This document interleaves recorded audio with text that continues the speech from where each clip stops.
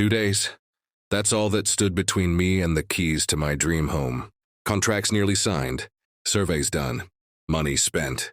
Then one phone call came in, and with a smug little pause on the other end of the line, a man tried to squeeze tens of thousands more out of me. What he didn't know was that instead of panicking, I was about to make a decision that would cost him his entire commission and hand me the most satisfying revenge of my life. Before we get into this, let me ask you something.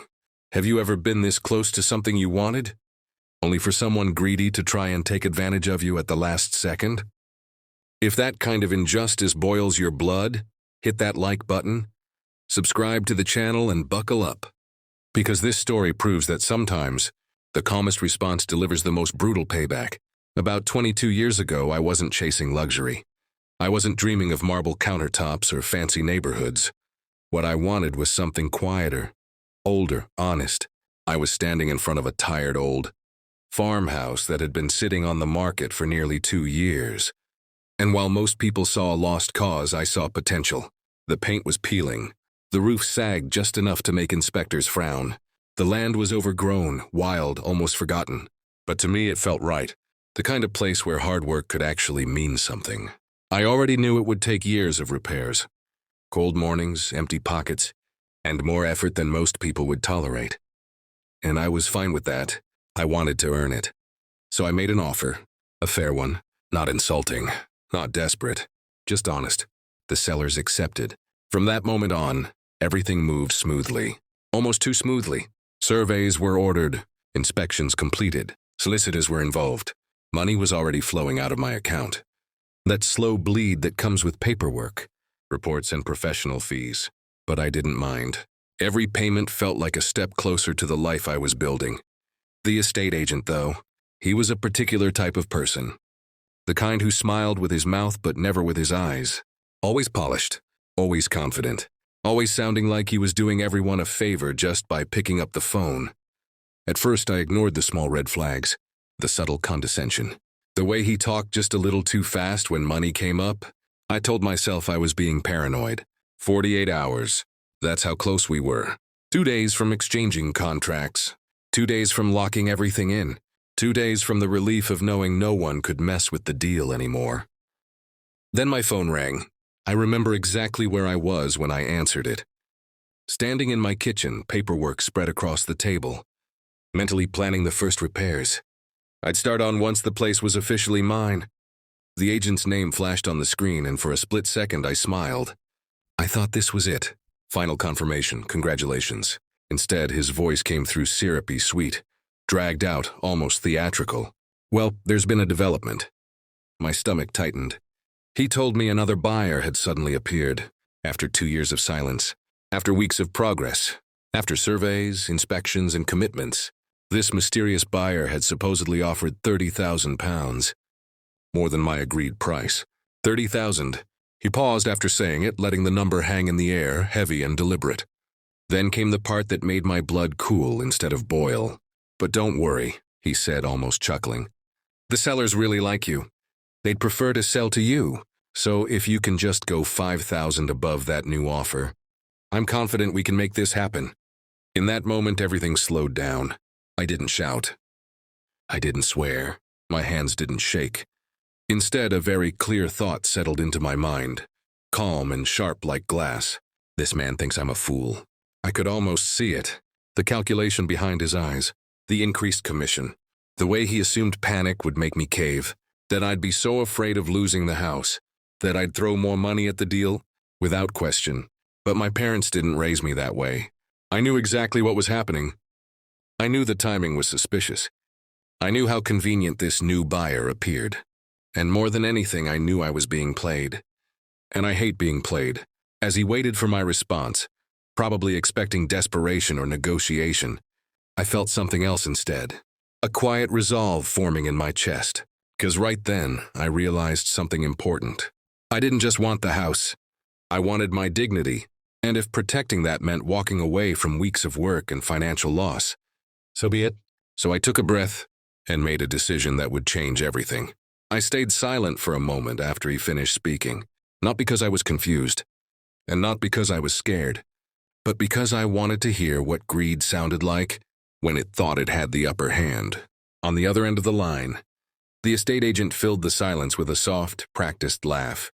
The kind people use when they think you're about to fold. He started talking again, quickly now, as if momentum alone might push me in the direction he wanted. Look, he said, these things happen all the time. The market's unpredictable. You don't want to lose the property over something small, do you? Something small? £5,000 more than an already imaginary £30,000 increase. Something small, he said, like he was asking me to cover postage instead of remortgaging my future. As he spoke, my eyes drifted across the paperwork on the table. Survey results, structural notes, quotes for repairs. Every page represented money already spent, time already invested, emotional energy already committed, and that's exactly what he was counting on. The sunk cost, the fear, the idea that I was already too deep to back out. Inside my head, a quieter voice spoke up. Calm, certain, cold. This is the moment. This is where people either get squeezed or they stop the game entirely. I asked him one simple question. I kept my tone neutral, almost polite. Can you confirm this offer is genuine? There was a fraction of a second's hesitation. Most people would never notice it. I did. That microscopic pause told me everything. When he answered, it was smooth, rehearsed. Of course it is. But as you know, confidentiality prevents me from sharing details. Of course it does. He leaned harder after that. He talked about how rare properties like this were, how lucky I was, how disappointed the sellers would be if the deal fell through. He even hinted that if I didn't act quickly, the sellers might lose confidence in me altogether.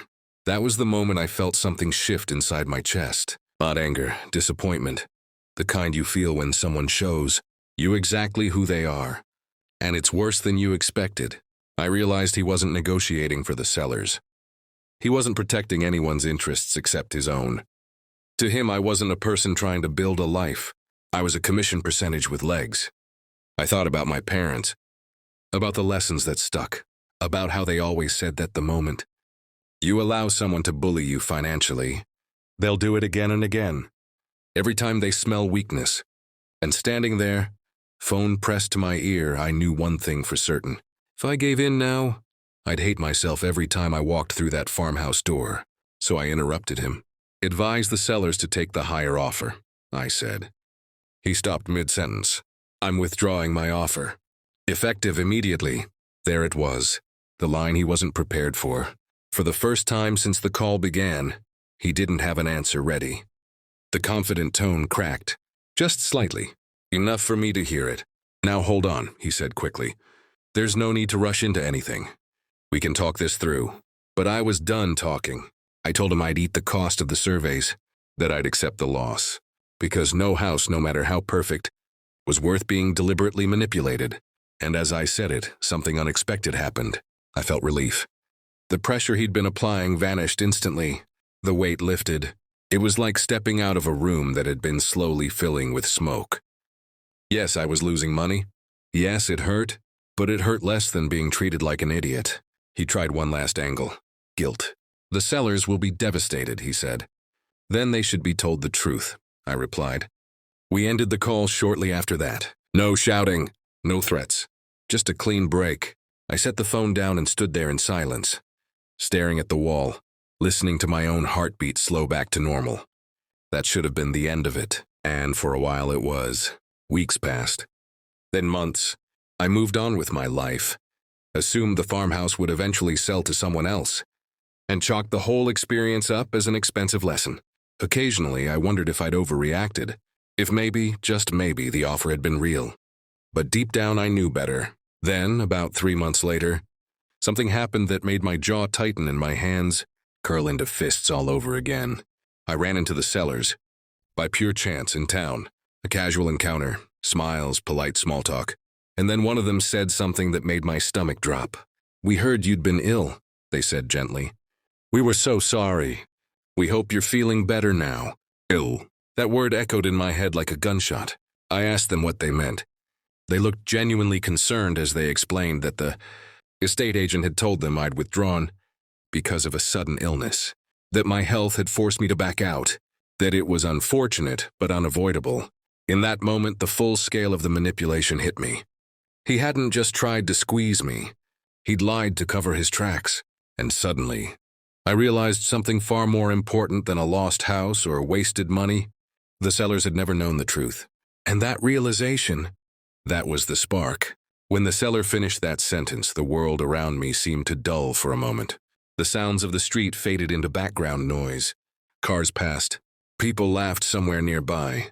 But all I could hear was that single word repeating in my head. Ill, that's what he told them.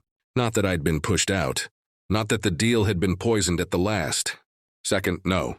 According to their estate agent, I was some poor, unfortunate buyer who'd fallen sick and quietly disappeared.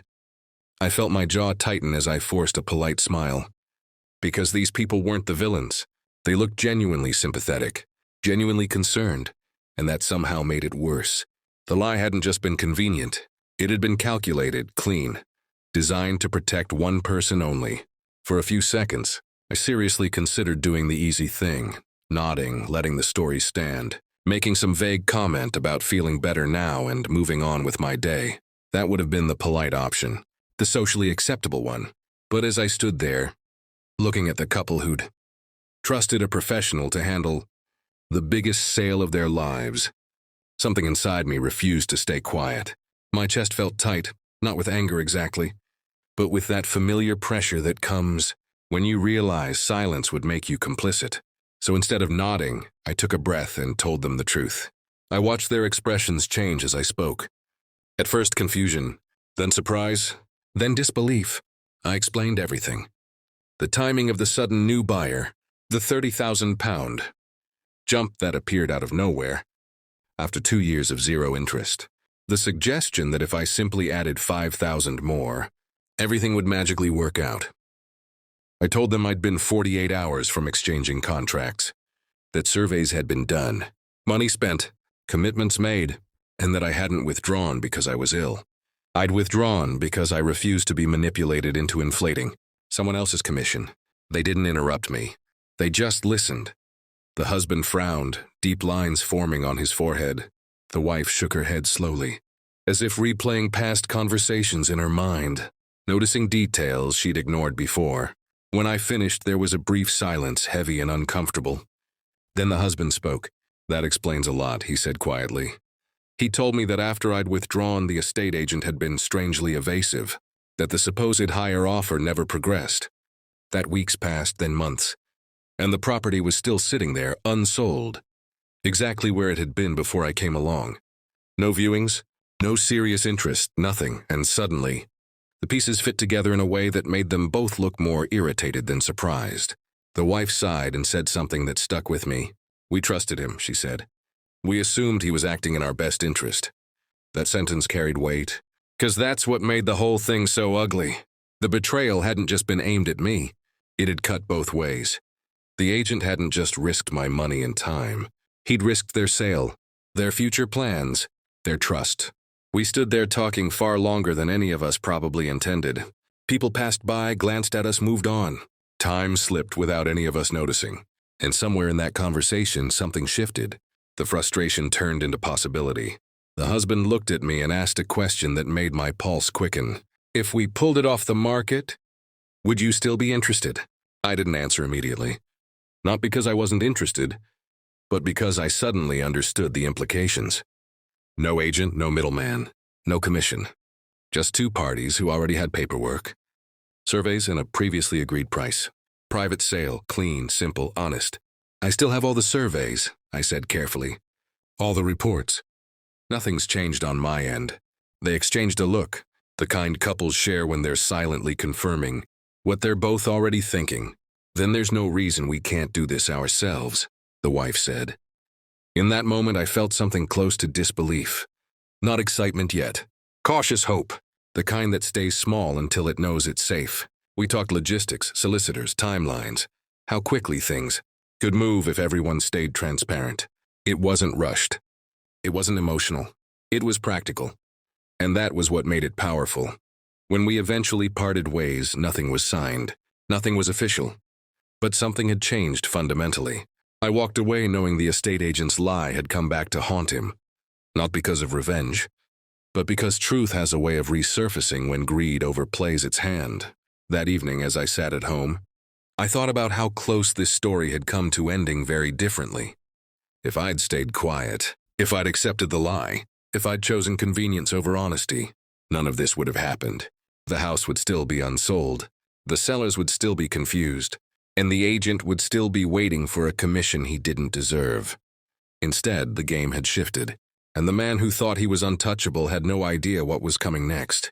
After that conversation, nothing about my days felt normal anymore.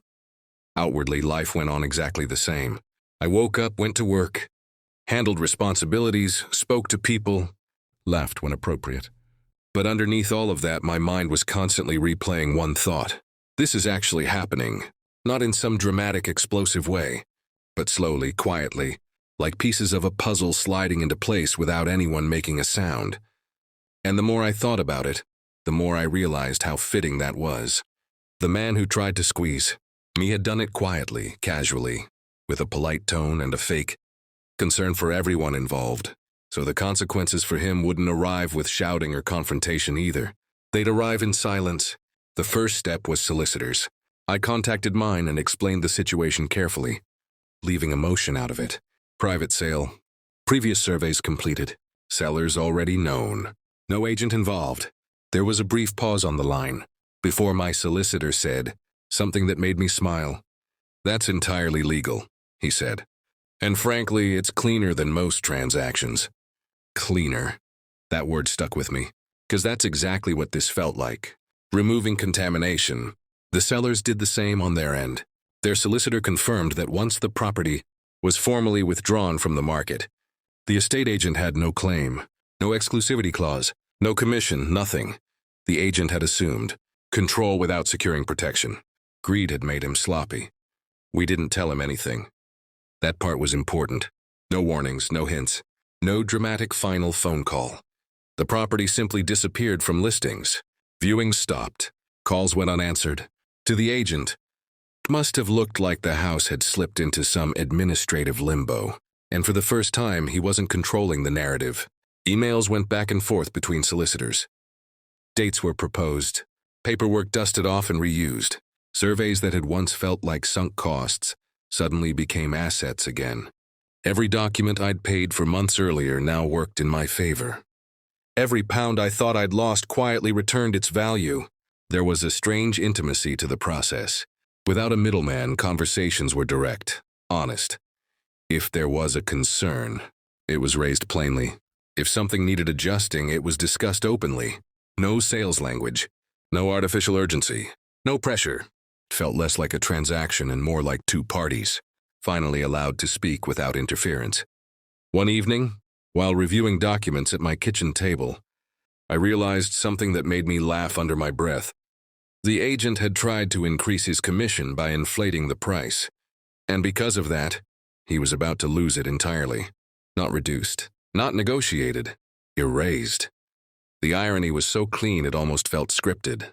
As the exchange date approached, I expected to feel nervous, excited, something. Instead, I felt calm, grounded like I'd already won, regardless of how the final paperwork landed. Because the victory wasn't just about the house anymore. It was about refusing to be treated as a resource to be extracted from. About proving, if only to myself, that walking away from manipulation doesn't mean losing. The day contracts were exchanged, there was no champagne, no grand celebration.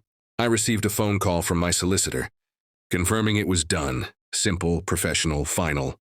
I hung up, sat back in my chair, and stared at the ceiling for a long time, not because I was overwhelmed, but because the satisfaction was settling slowly, deeply, like warmth spreading after a long cold. At some point that day, the estate agent found out.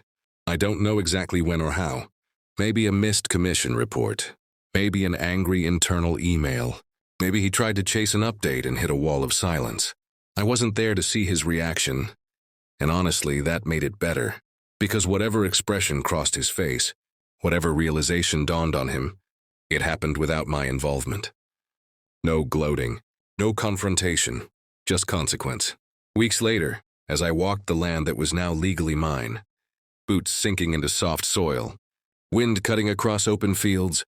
I thought back to that phone call, the smug pause, the assumption that I'd panic, that I'd pay to keep the peace. Standing there looking at the farmhouse in all its worn, imperfect honesty, I felt something settle permanently inside me. Pride, not the loud kind. The quiet kind that comes from knowing you didn't compromise yourself. The agent lost his commission not because I plotted revenge, but because he underestimated one thing, my willingness to walk away. And that choice set everything else in motion. And yet the most satisfying part was still ahead. I never did see the estate agent again. No dramatic confrontation, no angry phone call, no awkward run-in where he demanded explanations. And honestly, that absence said more than any argument ever could. Because people like him thrive on reactions. They live for leverage, for control, for the feeling that they're the smartest person in the room. What he got instead was something far worse, irrelevance. He was removed from the story entirely, like a bad paragraph edited out of a book. The house, though, was very real. The keys were very real. The first morning I unlocked that old farmhouse as its actual owner. The sound of the door creaking open felt like a reward in itself. The place smelled of dust and age and damp wood.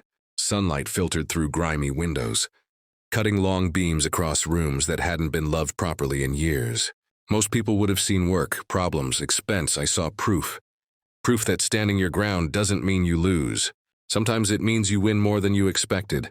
As I walked through each room, I kept thinking about how close I'd come to not being there. One moment of panic. 1 week, okay, fine. One decision made out of fear instead of principle, and none of it would have happened. The agent would have pocketed his inflated commission. The sellers would have believed his version of events, and I would have spent every day in that house knowing I'd been squeezed into submission. That thought alone made my chest tighten. The sellers were happy, genuinely happy. They got a fair price. No delays, no nonsense. No feeling that someone had been playing games with their future. They even admitted more than once that they wished they'd questioned things sooner. But there was no bitterness there, just relief. Relief that honesty had finally cut through the noise. And the agent? He got exactly what he earned. Not a reduced fee. Not a compromise, nothing, zero, no percentage. No bonus, no quiet win behind the scenes. Just a file marked closed and a sale that went through without his name anywhere near it.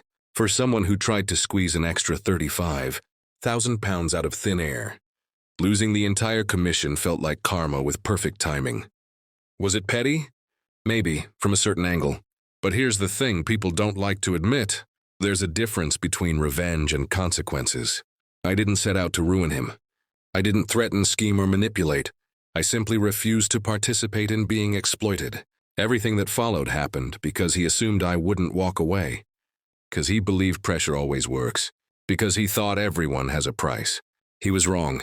Years later, that lesson has stuck with me more than the house itself.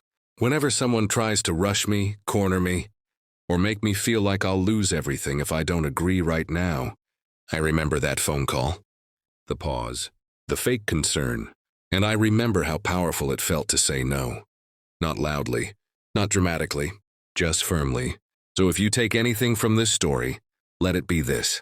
The moment you're willing to walk away is the moment you regain control. Not everyone deserves your compliance. Not every deal deserves your patience. And sometimes, the most satisfying revenge isn't about winning loudly. It's about winning cleanly, quietly, and on your own terms. If this story hits something inside you, if you've ever been pressured, underestimated, or played by someone who thought you wouldn't push back, hit that like button. Subscribe to the channel for more real, satisfying revenge stories like this. And tell us in the comments, what's the most satisfying moment you've ever had where simply saying, no changed everything?